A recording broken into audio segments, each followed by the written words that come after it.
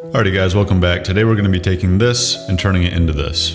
Let's get to work. We're going to start with the MT100, tearing out the old concrete and the bad soil, while Luke finds the gas line by hand. We have to do a rat wall on this, so we need to make sure we don't hit the gas line. I'm breaking up the concrete and then jump over and help Luke dig through this hard ground. We have to dig a 2-foot rat wall around the perimeter of this so that nothing can burrow underneath it. It took us a while, but we finally made it. I run back to the shop to get some gravel and dump that first load, say hi to Hank, and I'm back with the gravel. Going to be using some clean 6A. This is a really good base for concrete and allows any drainage if water does get underneath. Luke's going to spread it out, get it the final grade set, and run the compactor a ton of times just to make sure it's really packed down so we have a good base to pour concrete on.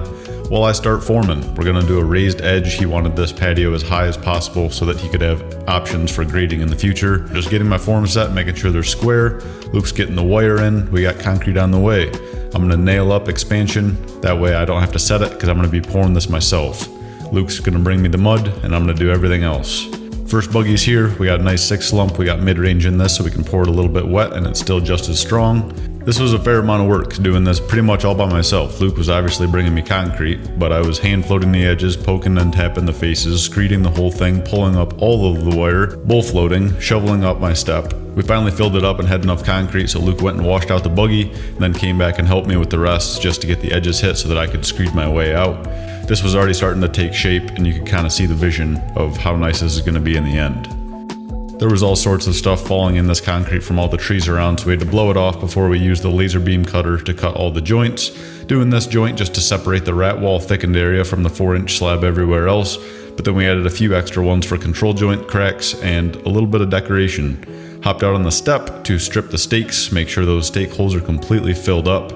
It was getting pretty late, it was past dinner time, so I sent Luke home so he was fresh for the next day. I hop on my knee boards and just swipe it out. Want to make sure that there's no holes, no spots that are going to be missed when we throw the final broom on it. Running the new hand joiner just to make sure these joints are nice and crispy, looking really nice. And there we go, we got the green monster brooming it and cross hatching the border just to make it stand out a little bit more. Just have to repeat the process a few more times, had to pull the form on the step, just kind of working my way out square by square.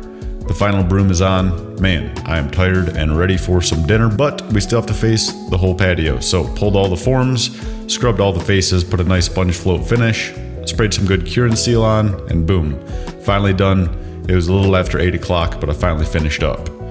This is why I love my job, taking this front entryway that looked like a disaster and turning it into this. Another happy homeowner, rock solid job. Hope you guys enjoyed, and we will see you on the next one.